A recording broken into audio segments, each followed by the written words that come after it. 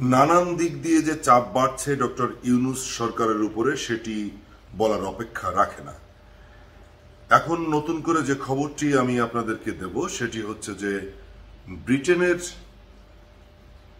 প্রশান্ত মহাসাগর বিষয়ক পররাষ্ট্র প্রতিমন্ত্রী ক্যাথরিন ওয়েস্ট তিনি বাংলাদেশে এসেছেন এবং তিনি আমাদের পররাষ্ট্র উপদেষ্টা তৌহিদ হোসেনের সঙ্গে একটি বৈঠক করেছেন। বৈঠক শেষে সাংবাদিকদের সঙ্গে যখন তিনি কথা বলেন তখন তিনি বলেছেন যে বাংলাদেশে গণতন্ত্র ফেরাতে ডক্টর ইউনূস রূপরেখা ঘোষণা করবে সেটা আশা করি। বাংলাদেশে গণতন্ত্র ফেরাতে নির্বাচনের একটি রূপরেখা ঘোষণা করবে ডক্টর ইউনূস, সেটাই আশা করছে ব্রিটেন।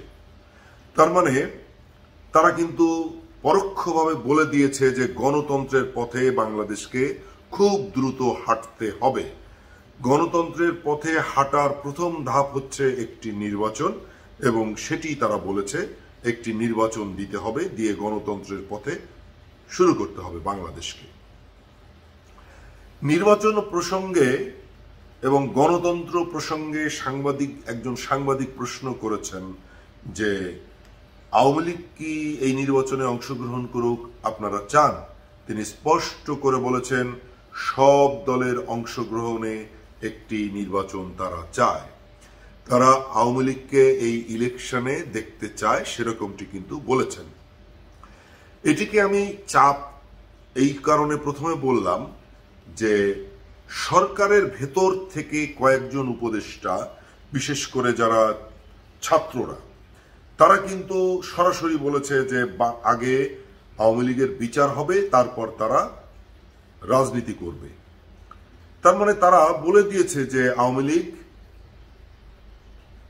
নির্বাচন করতে পারবে না, অর্থাৎ রাজনীতি করতে পারবে না বিচার হওয়ার আগ পর্যন্ত।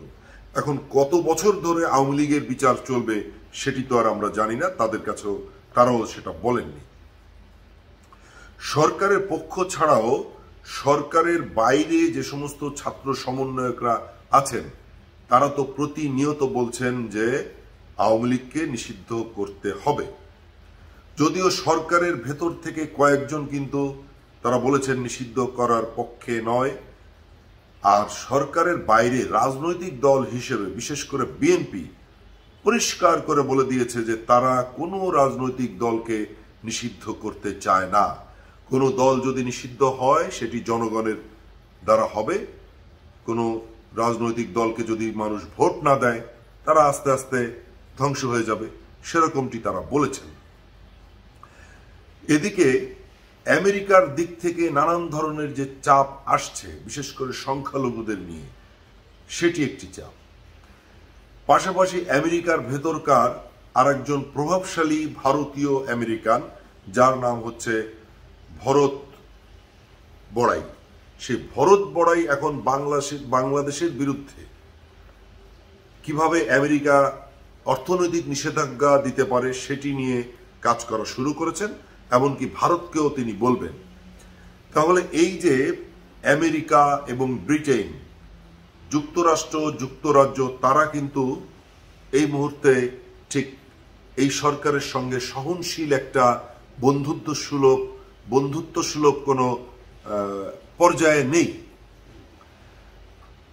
ক্যাথরিন ওয়েস্ট তো বলেই দিয়েছেন যে খুব দ্রুত নির্বাচনের পথে হাঁটবে সেটি তারা দেখতে চায় বা আশা করে, এবং এই নির্বাচনে সকলের অংশগ্রহণ চায়, এমনকি আওয়ামী লীগেরও অংশগ্রহণ তারা দেখতে চায়।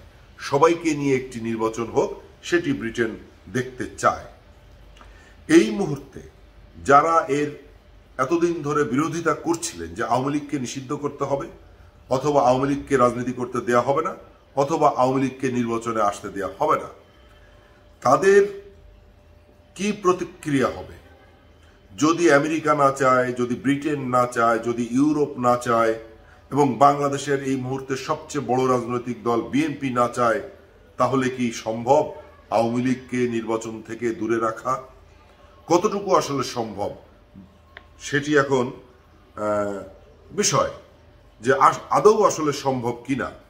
বিশেষজ্ঞরাও মনে করছেন যে আসলে আওয়ামী লীগের নির্বাচন করা উচিত, যারা গণতন্ত্রে বিশ্বাস করেন তারা মনে করছেন।